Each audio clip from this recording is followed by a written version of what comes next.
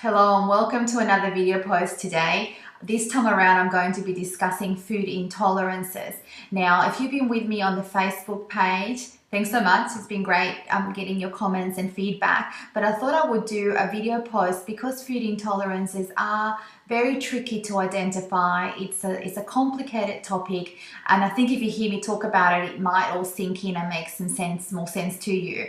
Now, if we start by saying that our food supply, and especially the food supply that is given to children, has changed dramatically over the last 30-40 years since the advent of food processing in the 1970s really.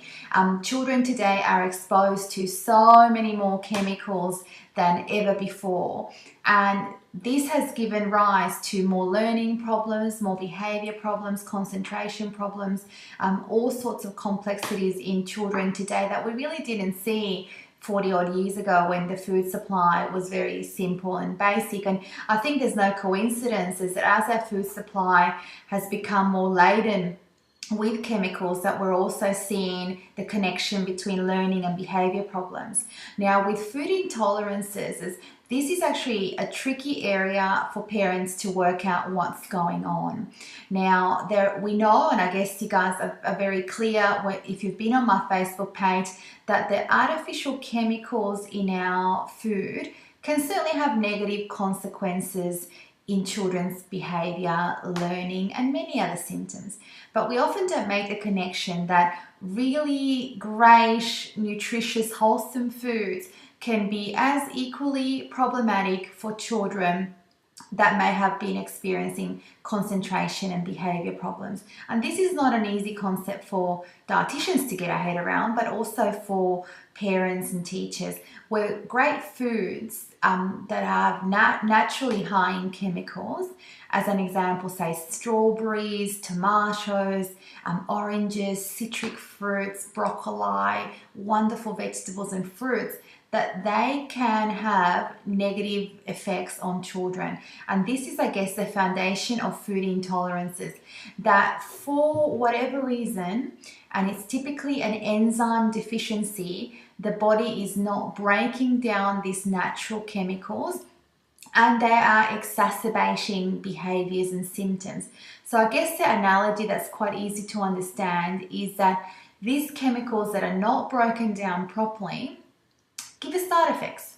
And those side effects can be many, and it can be ranging from things like behavior issues in children, poor concentration, irritable children, restlessness, kids that are very fidgety, and the classic things that we would see when there is concentration as well as learning problems. It can affect children's speech. It's even linked to stuttering and tics. It can certainly have effects in our sleeping quality. Nightmares, frequent waking at nighttime would be something else. The obvious things will be skin rashes and eczema. So migraine headaches would be another one.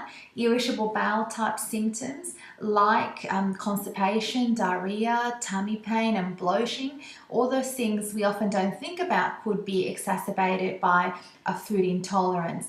We might have bedwetting and other bladder problems. We might also see joint pain and heart palpitations. In babies, we often get reflux and colics. An unsettled baby that cries all the time and doesn't sleep very well, they would be all signs that the natural chemicals as well as the artificial chemicals could be problematic for the child. Now, more often than not, there is a family history. So mum and dad may be exhibiting these signs and symptoms, and you often don't even make the connection. And if there is a family history, it's quite likely that the child will have an intolerance to more than one chemical. Now, if there isn't a family history, there may still be a chance that the child is not dealing with these chemicals properly, but there may only be one or two food chemicals that are a problem.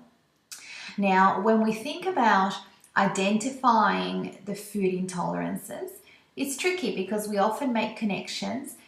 When we eat something and within half an hour something negative happens, we can make the connection and pinpoint it back to that food. But food intolerances are quite tricky because they can be slow in building up and they can manifest a day later, even 2 days later. It's not uncommon that something that, you know, was eaten through the week and it builds up over time, and then on Monday of the following week you might see the symptoms and the signs becoming an obvious negative problem. So it's not something that can be identified very easily. Now, the only way you are going to identify a food intolerance is through the RPA, so the Royal Prince Alfred Hospital elimination diet. This is the scientific protocol that dietitians use, that I use, to really help identify what's going on. And the way that the elimination diet works, and I know that name probably just rings fear in everybody's, you know, sends your heart racing. It's something that parents hate to do. But doing that elimination diet, so that low chemical diet, and in children we only really need to do it for about a 2 to 3 week period. In adults, I typically do it for about 5-6 weeks, even a little bit longer in adults. But in children, it's a small window of time where you will actually detox the body from all the artificial chemicals as well as the natural chemicals in our food supply. Now, the natural chemicals, you see a little list on the page here, but they would be the salicylates, really high in a lot of fruits and vegetables. The amines, which is the breakdown of protein, so you'll get those in protein foods that aren't fresh, so older meats, chocolate would be cheeses, but also some fruits and vegetables. And the glutamates, which you will get in things like the soy sauce, the Parmesan cheese. So you can see the listings there. But those natural chemicals can build up and give these symptoms. So I guess the only way you're really going to know is to detox the body for a 3-week period, and then you systematically add one chemical at a time to really assess, is the child's body able to cope well with this chemical? Do we see any changes, detrimental changes in that child when we bring these chemicals back in? And you will only do one chemical at a time, so you can actually ascertain, yes, it is this chemical that is causing the problem. And you can have, it's like an experiment. You can actually have the clean slate to begin with, and then you systematically introduce one food group, one chemical group at a time, to see whether there's a problem or not. Now, the RPA hospital elimination diet is the only reputable document that we use. There's a lot of things on the internet that are not reputable and they're not giving you the right advice. So don't kind of look for things online. You would get the RPA hospital, the allergy clinic has got the elimination diet book and the cookbooks.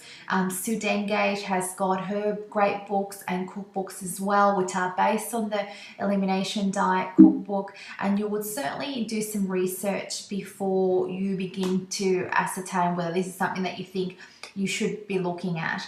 Now, I work, as you know, with children with autism, and we know children with autism do really well when we lower the chemical loading of the diet.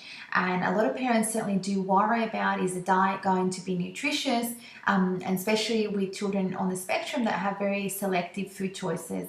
But certainly the diet can remain balanced with the lower chemical fruits and vegetables, and just knowing what foods will be low chemical versus foods that are high or very high in natural chemicals. And that can certainly be done with the support of a dietitian that understands food intolerances, and obviously your doctor and pediatrician in the background. And it is something that's worth exploring and worth considering, but really only do it with the help of a professional that understands, because we don't want to be making mistakes that aren't going to give you the positive results that you're looking for. Now, we certainly do have scientific evidence that the low chemical diet helps in ADHD symptoms.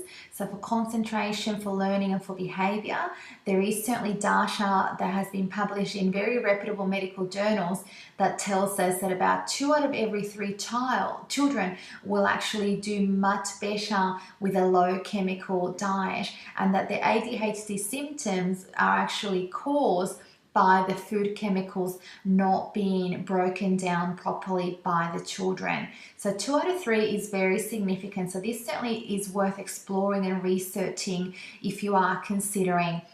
Now, from my own experience, I can give you some tips.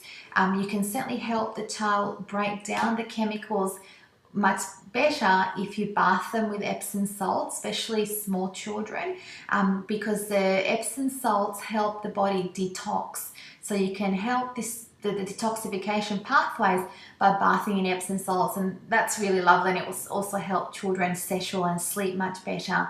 Probiotics are another great support system to help the digestion and the breaking down of these chemicals, so then they don't become as problematic. And over time things change, and children may be able to cope with these chemicals much easier over time. But it's really something to get our head around, where wonderfully nutritious foods can be equally as problematic as the artificial chemicals that we all are trying to avoid. Now on the video you have the resources and there's websites.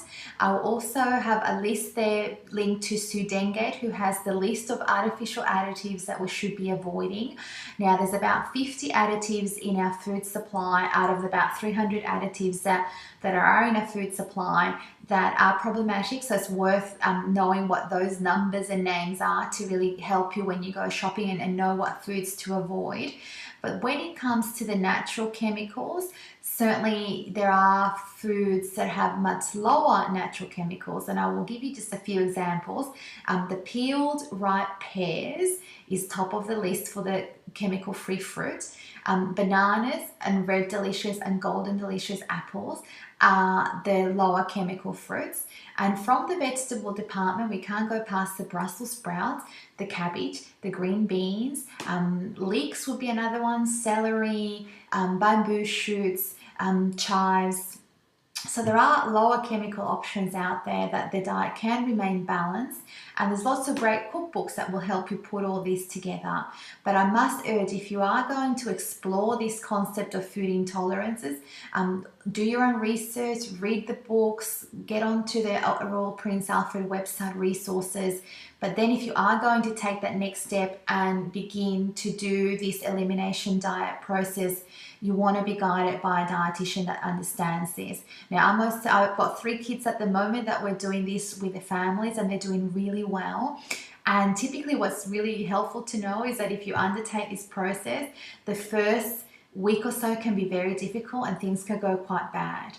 But the second and third week, things get better. And at the end of the 3rd week, I hear all the time that the parents have this new child. Calmer, happy, the household is harmonious, they're sleeping better, the tummy pain goes away, the behavior is settled. They're very easy children to parent, and it's an enjoyable process to parent these kids. You're not having to deal with behavior issues. Certainly the concentration and the learning gets better. So it is a really great, parents really do see the difference. And then we begin to introduce one thing at a time, one chemical group at a time, to work out what's really going on, because you don't want to be avoiding things unnecessarily. So I urge you to explore this. If any of what I've said rings a bell, please comment, and you can Facebook message me if you need to. You can comment through my website, ring me anytime. If I could be of any support to you, just let me know. But certainly there are great resources there to get you started. So thank you for listening today. I hope you're having a great day, and I look forward to speaking to you again soon. All the best to you.